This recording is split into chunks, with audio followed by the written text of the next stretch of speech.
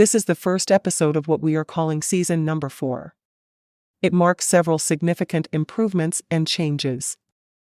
First is the podcast title clarification. We are now renaming the podcast Open Forum in the Villages, Florida, to make clear that this is a regional show. The show is not sponsored by the Villages. Second is a dramatic increase in the use of AI for the show. These include transcripts of each show.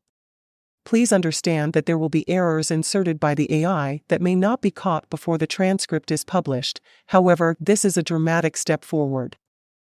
We will now include chapter markers for each show. The show's title will be one of the 5 titles generated by the AI. The show description will be AI generated. In fact, the show's announcers are now all AI voices, including me. Hope you enjoy. Welcome to the Open Forum in the Villages, Florida podcast. In this show, we are going to talk to leaders in the community, leaders of clubs, and interesting folks who live here in the villages to give perspectives of what is happening here in the villages. We hope to add a new episode most Fridays at 9 a.m. We have converted all of our shows to Buzzsprout. Of course, you can still listen to Apple Podcast, Amazon Music, and about 20 other podcast platforms. Your favorite podcast player will still work. We are now a listener-supported podcast. You can become a supporter for only $3, or you can choose to pay more per month. Go to openforuminthevillages.com and click on Support in the black box. There will be a shout-out for supporters in episodes. This is a shout-out to supporters: Tweet Coleman, Dan Capellan, Ed Williams, Alvin Stenzel, and major supporter Dr. Craig Curtis at K2 in the Villages. We will be hearing more from Dr. Curtis with short Alzheimer's tips each week. This is Mike Roth and Bob Martin. Thanks for joining me today, Bob. Well, I'm glad to be here. Good. Bob, why don't you tell our audience a little bit about yourself and what you've done before you came here to the Villages? Well, I worked in broadcast television for the better part of 30 years, but as a health enthusiast, I also was involved in martial arts for 50-odd years, over 50 years. Okay. Martial arts. That means you started martial arts when you're about 10 years old? Now, my first formal training was when I was in Vietnam. Mm-hmm. That was in about 1970. Okay. Then I got out and I started looking for other forms of martial arts. That was Taekwondo that I started in, like a lot of people. And I found Goju Karate, which has roots in China and Okinawa. Mm-hmm. So that kind of fit the bill for me at that moment. Karate is something that I think everyone's heard of. Yeah. And here in the Villages, you're an instructor for Tai Chi? Well, I teach Tai Chi, mm-hmm. which is also a martial art. And I also teach self-defense, which is based on Tai Chi principles as well as karate principles and jiu-jitsu. Mm-hmm. And it's designed for the street, and I teach it for senior citizens who are not going to be jumping 20 feet in the air and doing all those things. Not many of us can jump 20 feet in the air. In improv, I have trouble asking people to talk and speak at the same time. Hello. So jumping in the air is not what you teach. Now, do you teach these classes as recreation center club activities, or do you teach them through the Enrichment Academy? I teach it at the recreation centers. I do take donations because I have to buy equipment for some of the classes, because we try to base our training on where we live. So quite often I'll have the rec centers bring out coffee tables and chairs. Mm-hmm. You know, it's one thing to stand up and have all these things going around, but this is what we do here in 2023 and been doing it for years. We go places, we sit down. Sometimes I'll do car safety seminars. What do you do when someone approaches you in your car? I haven't done golf carts yet. That's in the future. Well, that's very common here in the Villages. I understand there's in excess of 60,000 golf carts in the Villages and growing. Yeah. So again, you know, the coffee tables and chairs. I gave a guy a cane lesson yesterday, a lot of canes. So we're going to just do it. Even if you don't need a cane, we're going to have lessons on using a cane and any type of stick, you know, as well as knives and things like that. Okay, good. Before we go any further, Bob, I always like to add a joke into the show for my grandson, Evan, and I'm going to ask you a question. Bob, what do you think a cat's favorite dessert is? Cat's favorite dessert is probably a meow. No, it's a bowl full of mice cream. Bob, so how many years have you lived here in the Villages? About 2.5. 2.5 years? Over 2.5. And where were you before that? We were up in Long Valley, New Jersey. It's the northern part of New Jersey, about 26 miles from the Poconos. Oh, really North Jersey. Oh, yeah. We were up on a hill, so if we would get snow, a half mile down the hill, they might get 3 inches. We would get at least a foot. Yeah. When I lived in Cincinnati, we lived at the top of a hill. And first year we were there, the first time it snowed, my California Mercedes rear-wheel drive would not get up the hill.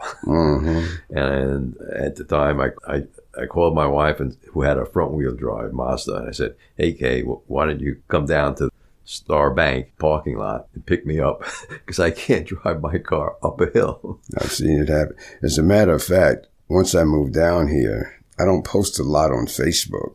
But people who understand martial arts, you hear the term RU, R-Y-U, and Fu. So I posted a thing. Now that I'm down here, I no longer have to practice 2 of my arts, which is plow Ru and shovel Fu. And shovel Fu. Oh, yeah. Did you have a plow that you used in New Jersey? Well, I had a snowblower. Yeah. But for the initial impact, I always had a guy come do the driveway and all that. And then you have the municipal trucks come by and block your driveway again. Yeah. That was exactly the same thing in Cincinnati, Ohio.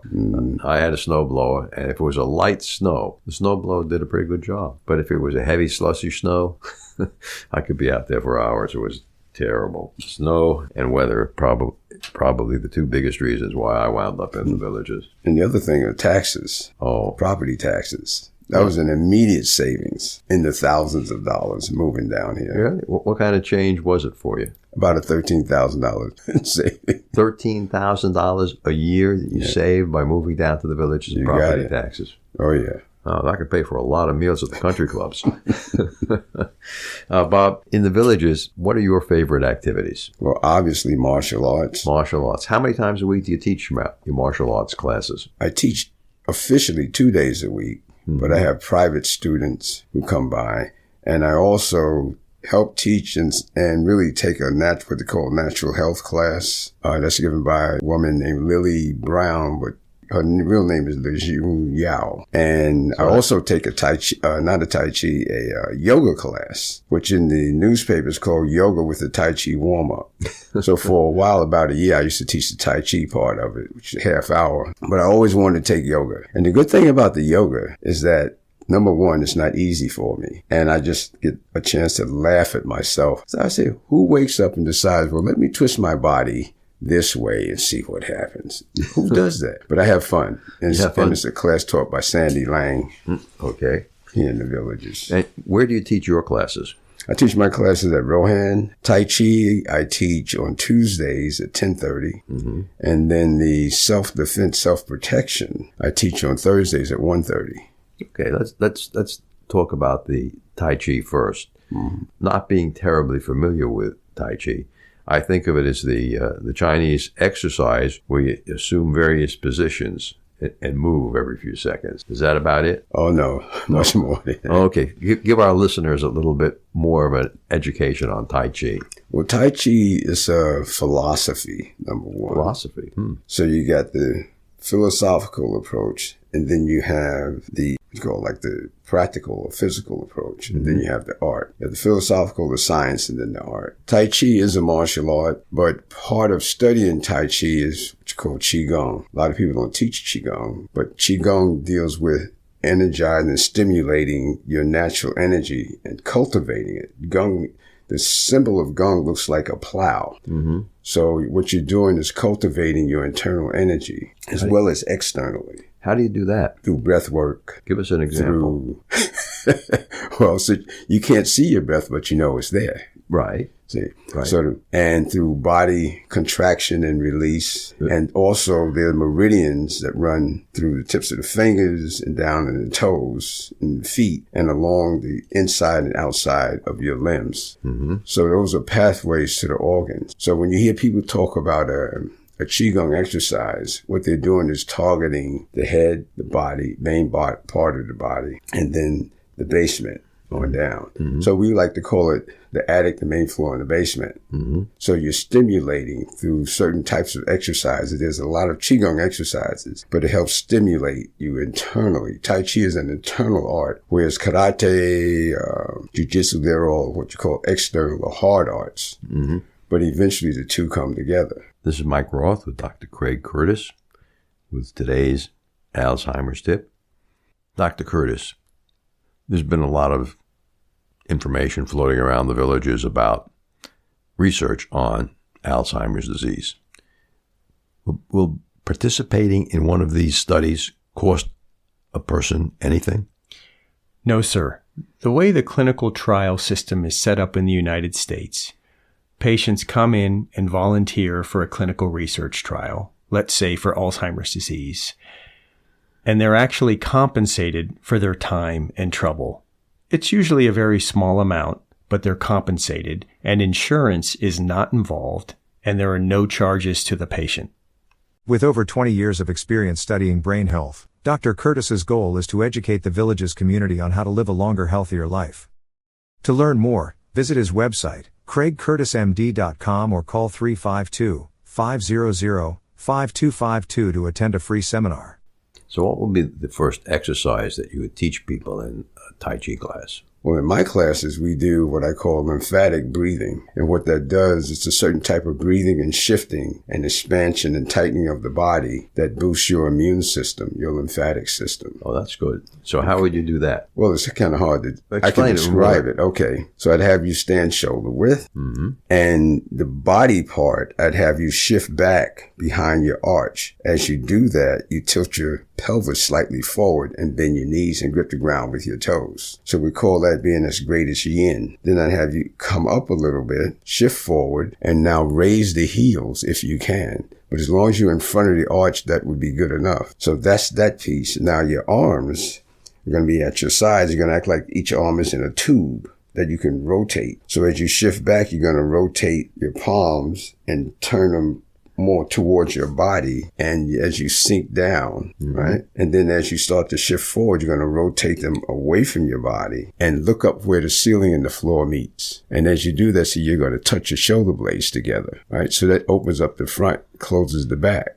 Now, as you shift back down, you rotate your palms towards your body and turn them out to the walls. As you squeeze, that shifting down, you're squeezing your body from the shoulders on down. And in general, if you're moving forward or up, you inhale through the nose.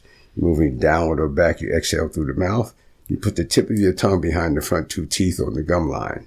So when you exhale, you part your lips slightly and squeeze your body.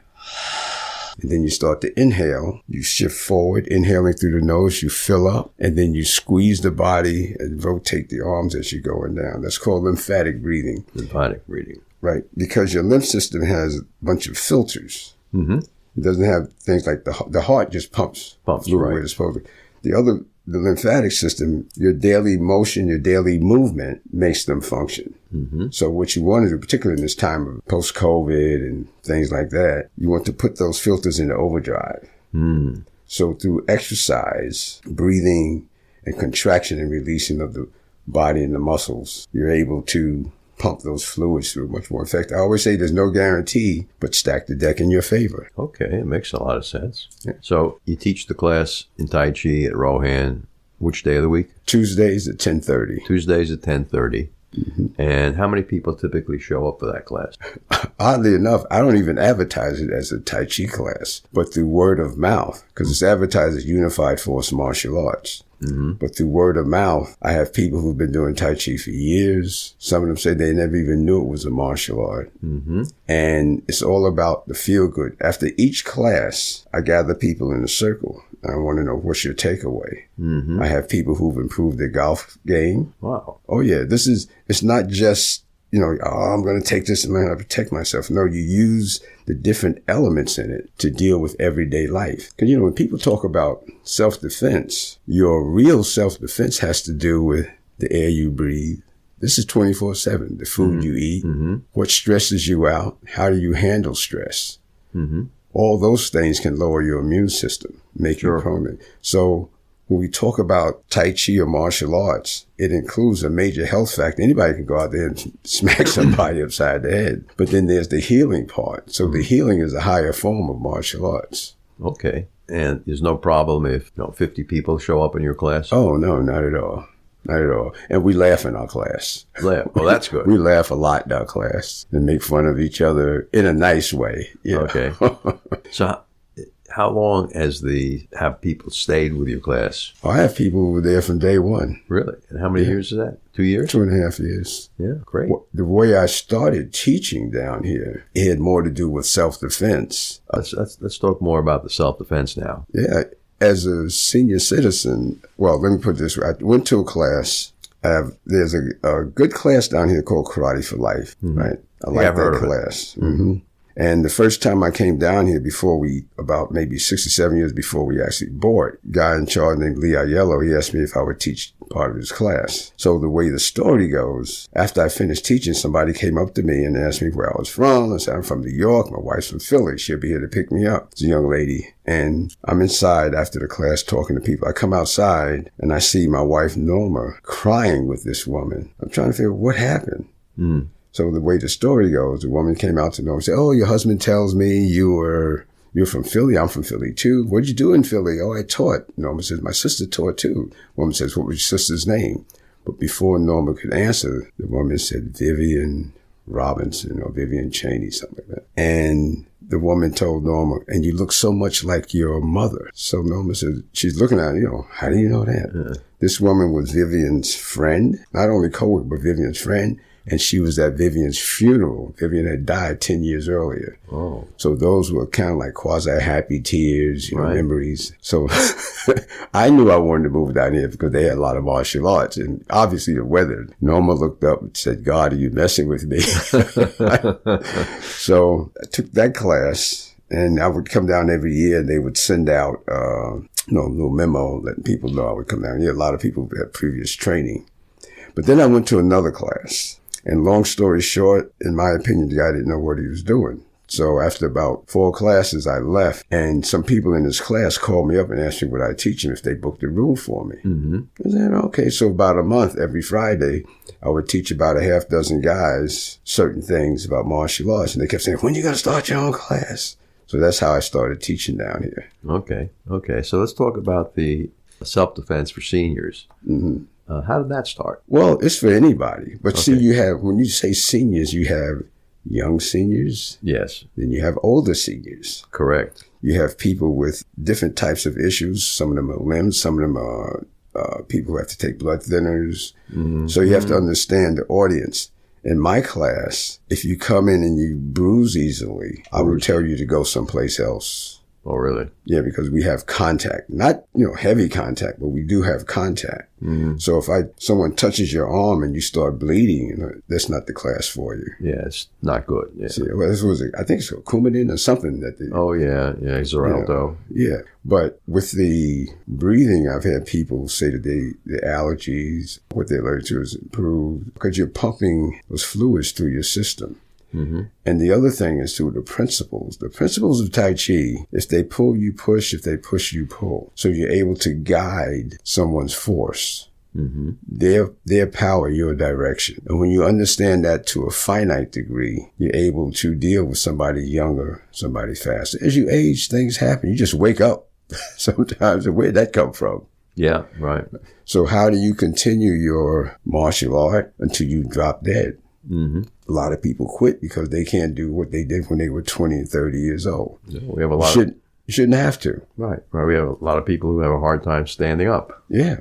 Tai Chi, as a matter of fact, I've had doctors recommend to their patients to come take my Tai Chi class because there's a lot of weight shifting in Tai Chi. Mm-hmm. And you get used to shifting your weight. We actually do it when we walk, but we're not conscious of it. Right. Subconscious. So in Tai Chi, we break it all down. And then you're able to feel and be conscious of controlling the different shifts that your body has to make during different movements, particularly bending over and standing up or lowering your body and raising up. Can you give our listeners one self-defense tip for someone that's, say, 65 years of age? Walk away if you can. Walk away. That's the best defense. That's good. If you can get out of it, walk away. If you can't get out of it, then you need to get 100% into it.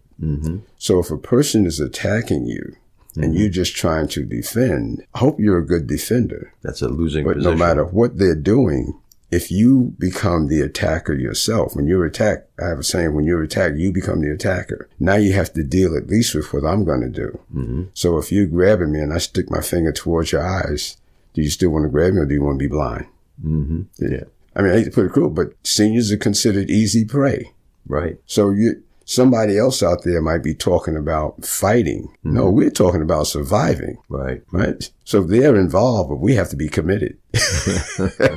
So you also mentioned earlier, and I did want to get this into the show, what should you do if you were approached by someone and you're in your vehicle? Well, the normal thing, like I used to live in New York. Yeah. And then when I moved to Jersey, now I'm driving in on the car, I'd see people by the Port Authority. These guys reach into the cars and take pocketbooks and things like that, and people trying to push them away. But you have to understand that the car is your environment. You have the steering wheel, you have the frame of the car. So if you reach into my car, I'm probably going to pull you in. So now the car is blocking your lower body and you're inside the window. So I have the window frame as something to slam you up against. I have the steering wheel.